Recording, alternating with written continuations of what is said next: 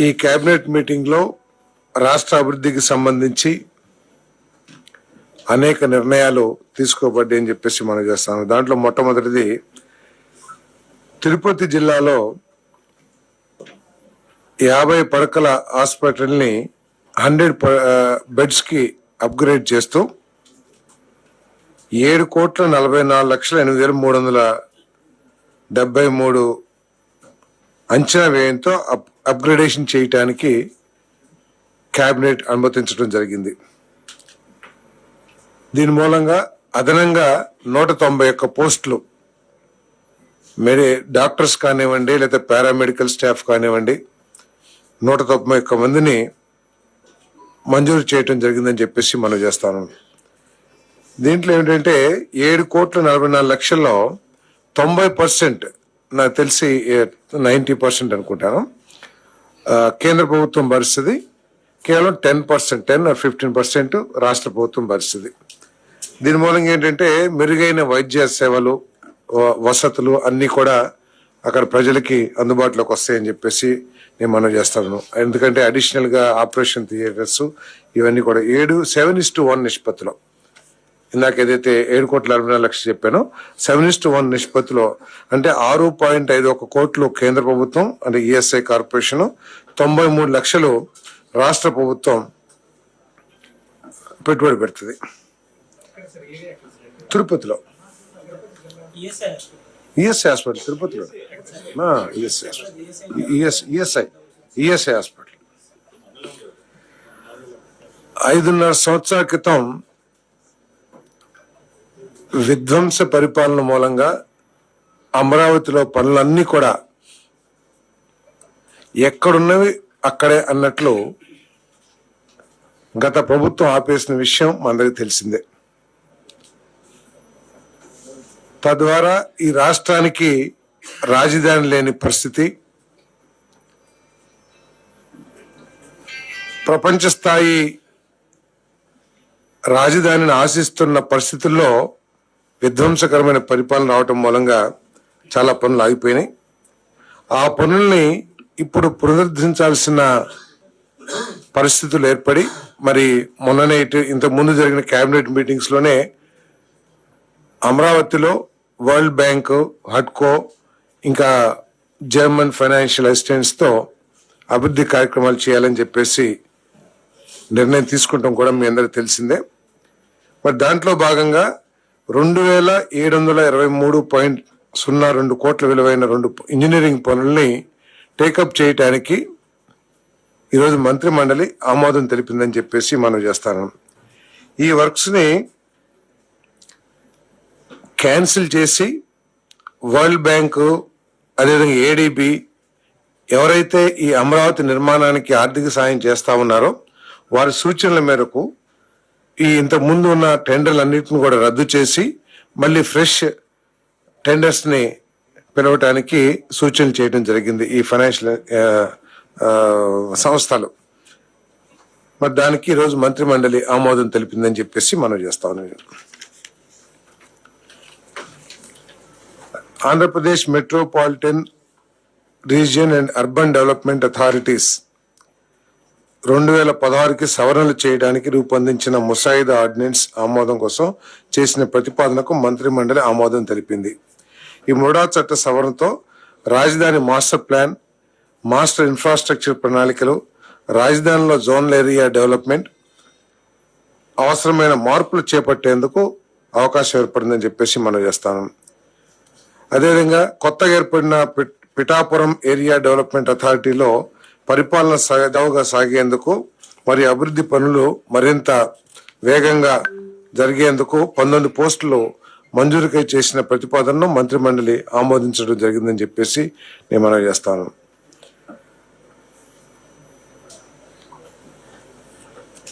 గత ప్రభుత్వంలో ఈ రాష్ట్రానికి పెట్టుబడులు పారిశ్రామికవేత్తలు ఎవరు కూడా రాని పరిస్థితులు మనం చూసాం.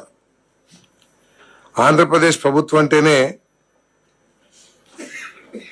ఇక్కడ పెట్టుబడి పెడతానికి భయపడిపోయి పారిపోయిన పరిస్థితులు, పెట్టుబడి పెట్టిన పారిశ్రామికవేత్తలు కూడా సగంలోనే ఆపేసి వారి ఫ్యాక్టరీస్ ని మూసేసుకుని వెళ్ళిపోయిన పరిస్థితులు కూడా మనందరం కూడా చూసాం. ఆఖరికి ఇంటర్నేషనల్ బ్యాంక్స్ కానివ్వండి, లేకపోతే ఎవరైతే రుణాలు ఇస్తారో వాళ్ళందరూ కూడా ఆంధ్రప్రదేశ్లో ఎవరైనా పెట్టుబడి పెట్టడానికి వస్తే వాళ్ళకి రుణాలు ఇచ్చే పరిస్థితి కూడా లేదనే విషయం మనందరికీ కూడా తెలిసిందే. ఈరోజు అటువంటి పరిస్థితి నుంచి పూర్తిగా పరిస్థితి మారిపోయి పెద్ద పెద్ద పారిశ్రామికవేత్తలు, పెద్ద పెద్ద యూనిట్స్ అన్ని కూడా మన రాష్ట్రం వైపు చూస్తున్నాయని చెప్పేసి మీ అందరికీ మనం చేస్తాను. దాంట్లో భాగంగానే ఈరోజు అనేక ప్రతిపాదనల్ని ఆమోదించడం కూడా జరిగిందని చెప్పేసి తెలియజేస్తా ఉన్నాను. మరి 1 million metric tons per annum green hydrogen ఆధారిత గ్రీన్ అమోనియా తయారీ సామర్థ్యం గల messes AM green ammonia India private limited కాకినాడలో ఏర్పాటు చేసేందుకు చేసిన ప్రతిపాదనకు మంత్రి మండలి ఆమోదం తెలిపింది. ఈ ఫ్యాక్టరీని ఇంత ముందే రాష్ట్ర ప్రభుత్వం ఆమోదించిన గ్రీన్ ఎనర్జీ పాలసీ ఏదైతే ఉందో ఆ పాలసీకి అనుగుణంగానే దీనికి మరి ఆమోదం తెలపడం జరిగింది. కాకపోతే వీరు ఈ స్టాంప్ డ్యూటీ ఎగ్జంప్షన్ కావాలని చెప్పారు. దాన్ని కూడా ప్రభుత్వం కేబినెట్ ఆమోదించిందని చెప్పేసి కూడా ఈ సందర్భంగా తెలియజేస్తాను.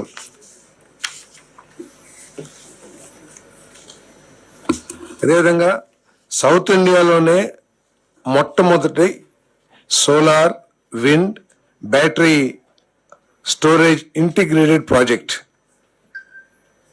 మెసెస్ clean renewable energy hybrid 3 private limited సంస్థ ద్వారా నంద్యాల మరియు వైఎస్ఆర్ జిల్లాల్లో 119 మెగావాట్లు విండ్ ఎనర్జీ, 130 మెగావాట్లు సోలార్ హైబ్రిడ్ తో పాటు బ్యాటరీ ఇంధన స్టోరేజ్ వ్యవస్థను కేటాయించేందుకు చేసిన ప్రతిపాదనను మంత్రి మండలి ఆమోదం తెలిపింది. సౌత్ ఇండియాలో ఎక్కడ కూడా ఇప్పటి వరకు అంటే విండ్ లేదా సోలార్ సపరేట్ దానికి ఉన్నాయి, కానీ 3 కలిపి ఇంటిగ్రేటెడ్ ప్రాజెక్టు సౌత్ ఇండియాలోనే మొట్టమొదటిదని చెప్పేసి ఈరోజు ఏదైతే ఆమోదం తెలిపిందో మొట్టమొదటిదని చెప్పేసి మనం చేస్తాను నేను. అదేవిధంగా కాకినాడలో మెసెస్ జాస్ కాకిరెల్ గ్రీన్ కో హైడ్రోజన్ సొల్యూషన్స్ ప్రైవేట్ లిమిటెడ్ సంస్థ కాకినాడలో ఏర్పాటు చేసి తద్వారా 2 గిగావాట్ ఎలక్ట్రోలైజర్ తయారీ సౌకర్యాన్ని కల్పించేందుకు ఇంధన శాఖ చేసిన ప్రతిపాదన మంత్రి మండలి ఆమోదం తెలిపిందని చెప్పేసి మనం చేస్తాను. మరి టాటా పవర్స్ కర్నూలు జిల్లా పత్తికొండ మండలం హోసూరు మరియు పెద్ద ఉబిటి గ్రామాల్లో Tata power renewable energy limited సంస్థ ద్వారా 400 మెగావాట్ల సోలార్ ఇంధన సామర్థ్యాన్ని కల్పించేందుకు చేసిన ప్రతిపాదనకు మంత్రి మండలి ఆమోదం తెలిపింది. దీనికి కావాల్సిన భూమిని టాటా పవరే ప్రొక్యూర్ చేసుకుంటది. ప్రభుత్వం నుంచి ఎక్కడ కూడా ల్యాండ్ ఇచ్చే ప్రతిపాదన లేదు. దీని మూలంగా 2000 కోట్ల పెట్టుబడి అంటే 400 megawatts at 5 crores per megawatt 2000 కోట్ల పెట్టుబడి మన రాష్ట్రానికి రానున్నది. అదేవిధంగా 1380 మందికి ఉద్యోగ అవకాశాలు దీని ద్వారా లభిస్తాయని చెప్పేసి కూడా నేను మనవి చేస్తా ఉన్నాను. అదేవిధంగా దేశంలో ఎక్కడా లేని విధంగా అనేక రాష్ట్రాలు ప్రయత్నం చేసినా కూడా రిలయన్స్ ఇండస్ట్రీస్ మన రాష్ట్రంలోనే పెట్టుబడి పెట్టడానికి ఇది కంప్రెస్డ్ బయోగ్యాస్ యూనిట్స్ ని దాదాపు 500 యూనిట్లు మన రాష్ట్రంలో స్థాపించడానికి ముందుకొచ్చిందని చెప్పేసి తెలియటానికి సంతోషిస్తామని చెప్పేసి కూడా మనం చేస్తాం. తద్వారా 65,000 కోట్ల రూపాయలు పెట్టుబడి, అదేవిధంగా 2.5 లక్షల మందికి ఉద్యోగ అవకాశాలు కూడా లభిస్తాయని చెప్పేసి మనం చేస్తాను. 11,000 మెట్రిక్ టన్నులు కంప్రెస్డ్ బయోగ్యాస్ తయారీ అవుతుందని చెప్పేసి కూడా తెలియజేస్తాం. దీంట్లో ఏంటంటే ఇప్పుడు దాకా మనందరం కూడా ఈజ్ ఆఫ్ డూయింగ్ బిజినెస్ గురించి ఈ పారిశ్రామిక రంగాల్లో ఈ ప్రపంచంలో డిస్కస్ చేస్తూ ఉండేవాళ్ళు. ఈజ్ ఆఫ్ డూయింగ్ బిజినెస్ లో మాకు ఫస్ట్ ర్యాంక్ లో ఉన్నాం లేదా సెకండ్ ర్యాంక్ లో ఉన్నాం అని చెప్పేసి చెప్పుకుంటుండేవాళ్ళు. కానీ ఈరోజు చంద్రబాబు నాయుడు గారి ప్రభుత్వం ఈజ్ ఆఫ్ డూయింగ్ బిజినెస్ కి అదనంగా స్పీడ్ ఆఫ్ డూయింగ్ బిజినెస్ తన చర్యల ద్వారా నిరూపిస్తుందని చెప్పేసి నేను మనవి చేస్తాను. ఎందుకంటే ఈ రిలయన్స్ ఇండస్ట్రీస్ మన రాష్ట్ర ప్రభుత్వంతో 12/11/2024 MOU సైన్ చేసింది. అంటే ఎన్ని రోజులు? కేవలం నెల 10 రోజులు మాత్రమే. నెల 15 రోజులు. నెల 15 రోజుల లోపలే వారికి కావాల్సిన భూములు కేటాయించమని చెప్పేసి, కేటాయించగానే అడ్వాన్స్ పొజిషన్ కూడా మాకు ఇచ్చేయండి అని చెప్పేసి ప్రతిపాదన చేయడం జరిగిందని చెప్పేసి మనం చేస్తాను. అది కూడా ఏమిటి? రాష్ట్రంలో ఉన్న వేస్ట్ ల్యాండ్స్, అది కూడా కొనుక్కోవడానికి కాదు, 15,000 రూపాయలు పర్ ఎకర్ లీజ్ చొప్పున రాష్ట్రంలో వివిధ జిల్లాల్లో ఉన్న వేస్ట్ ల్యాండ్స్ ని కేటాయించి అడ్వాన్స్ పొజిషన్ ఇవ్వమని చెప్పేసి ప్రతిపాదించడం జరిగింది. అంతేకాకుండా ఈ వేస్ట్ ల్యాండ్స్ సరిపోకపోతే రైతుల దగ్గర నుంచి వారే పర్ ఎకర్ 30,000 రూపాయలు లీజ్ చెల్లించి రైతులకి ఆ భూమిని వారు సేకరించుకుంటారు. అంటే 11,000 టన్నుల సిబిజీ తయారు, అంటే కంప్రెస్డ్ బయోగ్యాస్ తయారు చేయడానికి కావలసిన భూముల్ని, అంటే నేపియర్ గ్యాస్ ఇదంతా కూడా పెంచాలి, గ్రాస్. దానికోసం కావాల్సిన భూముల్ని మన దగ్గర ఉన్న రాష్ట్ర ప్రభుత్వ ఆధీనంలో ఉన్న వేస్ట్ ల్యాండ్స్ ని వాళ్ళకి 15,000 రూపాయలు, అదేవిధంగా వారు సొంతంగా సమకూర్చుకునే రైతుల భూములకి 30,000 రూపాయలు వారు చెల్లిస్తారని చెప్పేసి కూడా ఈ సందర్భంగా తెలియజేస్తా ఉన్నాను. మరి అంటే వారు ప్రాజెక్ట్ ని స్టార్ట్ చేస్తానికి ఈ ల్యాండ్స్ అన్ని కూడా సమకూరకపోతే యూనిట్ స్టార్ట్ చేసిన తర్వాత మళ్ళీ నష్టపోయే పరిస్థితి ఉంటాయి. కాబట్టి ఈ ప్రతిపాదన చేయడం జరిగింది. ఈ ప్రతిపాదనని ఆమోదించారని కూడా మనం చేస్తా ఉన్నాం. వాస్తవానికైతే వాళ్ళు 800 యూనిట్లోకి ముందుకు వచ్చారు. ఫస్ట్ ఫేజ్ లో 500 యూనిట్లు పెట్టబోతున్నారని చెప్పేసి కూడా మనం చేస్తా ఉన్నాం. అడ్వాన్స్ పొజిషన్ అంటే ఇప్పుడు ఆ యూనిట్ పెడతానికి 1 సంవత్సరం అయిందనుకోండి, దానికి కావాల్సిన నేపియర్ గ్యాస్ ని విత్తనం వేసి మళ్ళీ దాన్ని పెంచడానికి కూడా 4-5 నెలలు టైం పట్టొచ్చు కదా. అంటే యూనిట్ రెడీ అయిపోయేసరికి వారికి కావాల్సిన నేపియర్ గ్యాస్ ముడిసరికి ఏదైతే ఉందో అది తయారు చేసుకోవడానికి కావాలి. అంటే మన దగ్గర ఎక్కడెక్కడైతే కేటాయించగలిగిన వేస్ట్ ల్యాండ్స్ ఉంటాయో, దీనికి ఉపయోగపడకుండా నిరుపయోగంగా ఉంటాయి కదా వేస్ట్ ల్యాండ్స్, వాటిని ఇవ్వటం జరుగుతుందని చెప్పేసి మనం చేస్తాం. కాదు, అన్ని చోట్ల రాయలసీమలో ఉన్నాయి, అన్ని డిస్ట్రిక్ట్స్ లో కూడా ఉన్నాయి. కోస్టల్ జిల్లాలో వేస్ట్ ల్యాండ్స్ ఎక్కువ ఉంటాయి. కోస్టల్ జిల్లాలో వేస్ట్ ల్యాండ్స్ పెద్దగా ఉండవు కదా. లేదండి, 5 lakhs acres కాదు, ఎన్ని ఎకరాలు ఉంటే అన్ని ఎకరాలు. అదేవిధంగా చిత్తూరు జిల్లా యాదమరి మండలం జంగాలపల్లి గ్రామంలో LPM నెంబర్ 1435లో 40 acres భూమిని IR బెటాలియన్ స్థాపనకు హోంశాఖకు ఉచితంగా బదిలీ చేయడానికి చేసిన ప్రతిపాదన మంత్రి మండలి ఆమోదించింది. గుంటూరు జిల్లా ప్రతిపాడు మండలం నడింపాలెం గ్రామంలో 100 పడకల ESI ఆసుపత్రి మరియు స్టాఫ్ క్వార్టర్స్ నిర్మాణం కోసం సర్వే నెంబర్ 110/2లో 6.35 ఎకరాల భూమిని బదలాయించేందుకు ESI హాస్పిటల్ న్యూఢిల్లీ వారికి director general ESI hospital New Delhi వారికి బదలాయించేందుకు చేసిన ప్రతిపాదన కూడా మంత్రి మండలి ఆమోదించింది.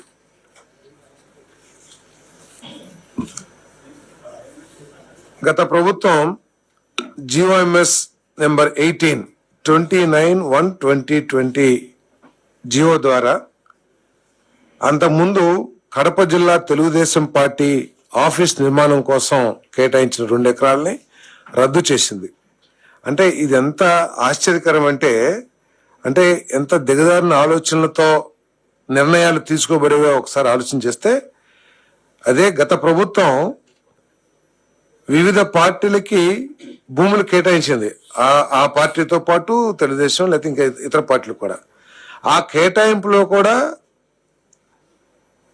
గత ప్రభుత్వం అంటే చంద్రబాబు నాయుడు గారి ప్రభుత్వం చేసిన విధానాలనే కొనసాగించింది.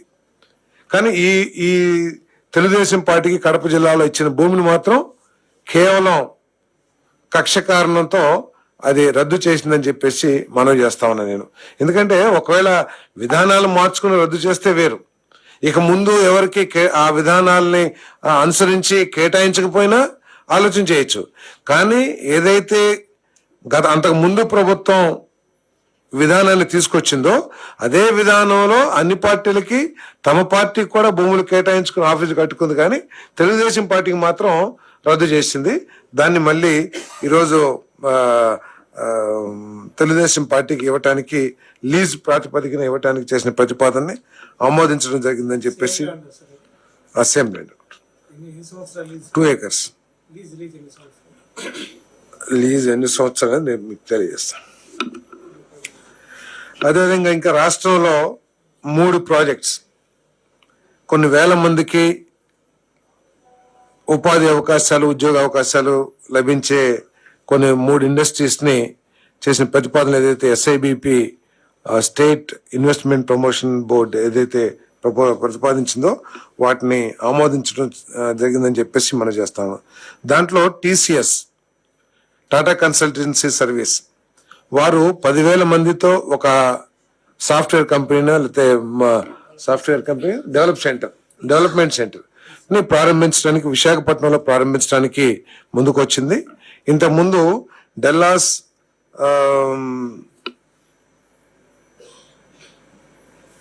డల్లాస్ టెక్నాలజీకి సంబంధించిన భూమిని వారికి కేటాయిస్తే మరి కొన్ని సాంకేతిక కారణాల మూలంగా అది కాకుండా APISకి సంబంధించిన millennium A and B బ్లాకుల్లో 2.08 lakh square feet area కావాలని చెప్పేసి ప్రతిపాదన ఏదైతే పెట్టారో దాన్ని ఆమోదించడం జరిగిందని చెప్పేసి నేను మనవి చేస్తా ఉన్నాను.